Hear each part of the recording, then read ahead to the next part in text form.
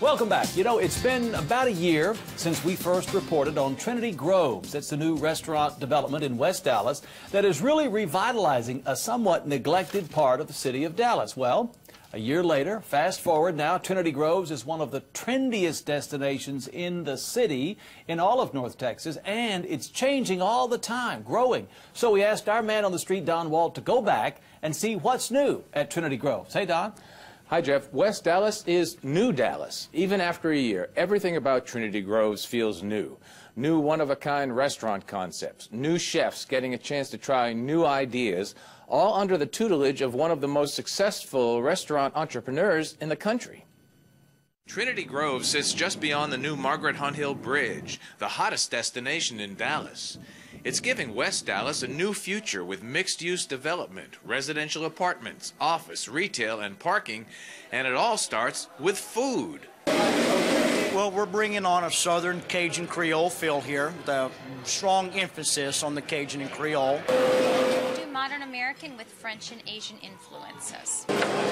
So you're going to see a completely revamped menu every 4 months. So you're going to get to experience a lot of new flavors, a lot of different cuisine. Trinity Groves is the new restaurant row. Souk is a Moroccan bistro and bazaar. Luck features 40 craft beers, all made in Texas. I see a lot of guests that are, restaurant hopping right now. They go for an appetizer at Chino, for example. They come here for dinner, Casaribia for a dessert or a drink. So it's a great idea. People are wandering around. It's like making dreams come true, I guess. But, but we got to help it become a dream. Well, just a nightmare. Trinity Groves is the vision of Phil Romano, who created Fuddruckers, Macaroni Grill, and Eatsies. His company bought the 15 acres that make up Trinity Groves. Phil works with young chefs to develop new ideas for restaurant concepts, finances the startup of the best ideas, and then uses his expertise to develop the restaurants into successful new brands, while at the same time creating a new entertainment district for Dallas. We created up to 500-600 jobs already down here, and it's going to be more as it grows. And it's opportunity, not only jobs, but putting people in business. People could have their own business, control their own destiny. We're doing, I think, for the government what the government can't do for itself, and that's create jobs, opportunities.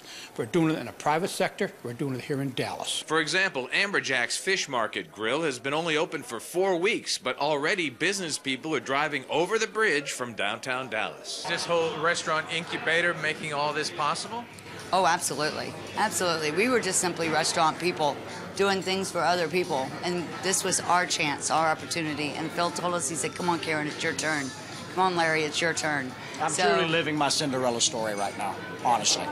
Happened to be in the right place at the right time, and the right people ate my food and enjoyed it. Brian Erb eats in Trinity Groves a couple times a week, and he brings his family on weekends. He appreciates how the project is revitalizing West Dallas. What was one of the worst parts of town? And making it one of the nicer. I think it's going to be the new Uptown, is my opinion. So you really think there's a big future here? I think there's looking at what's done so far and what can be done, yeah.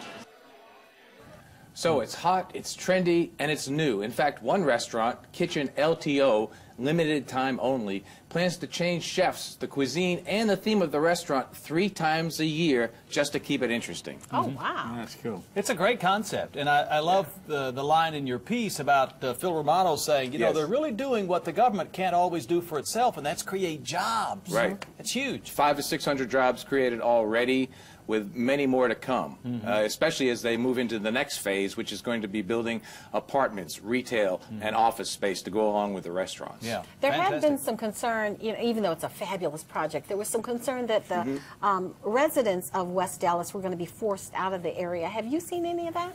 No, Phil's group bought 15 acres right there. It's all consolidated in 15 acres. And the neighborhood that was there around the perimeters is still there. And they're benefiting from these jobs. They're getting some of the jobs, especially there's construction jobs, there's all kinds of jobs. And so the people that live there in West Dallas continue to live there. They're getting some benefit from this boom as well. So it'll increase their livelihood, too. Yeah, also, if they want to sell, their property's worth a whole lot more with all this new development. That's so true. if they don't want to stay in the old neighborhood, they can certainly get more for their land than they could. Well, it's rejuvenating the whole neighborhood. Oh, absolutely. Isn't it great to see West Dallas on fire like that? I mean, that's really cool. Yeah, and when they build these apartments, the view is going to be that spectacular view of the skyline from the west. Sure. You know, when you drive out west towards Arlington or Grand Prairie and you look back, that sunset over the skyline of Dallas is beautiful, and that's going to be basically the picture window for the people in West Dallas. Now the sun doesn't set looking in that direction, Don. It sets in the west. The sun sets, reflects You'll back see on. it. You'll see it. It's the reflection of the sun. It's the reflection of the sun on the skyline. It is beautiful. It lights up the sky. It's a great date night too, so you ought to go check it out and see. Have you had a date night over there? I have had more than one date night over there. It's a lot of fun. That's good. Yeah, Good. yeah, it's a lot of fun. So thanks, Don. Great story. We'll get the sunset right. All right. Coming up next on the Texas Daily, we are here to help you. So if you haven't started thinking about Valentine's Day, this is your reminder. Get ready. Plus, we've got a chance to win dinner for two. We'll tell you how. Coming up, you're watching the Texas Daily.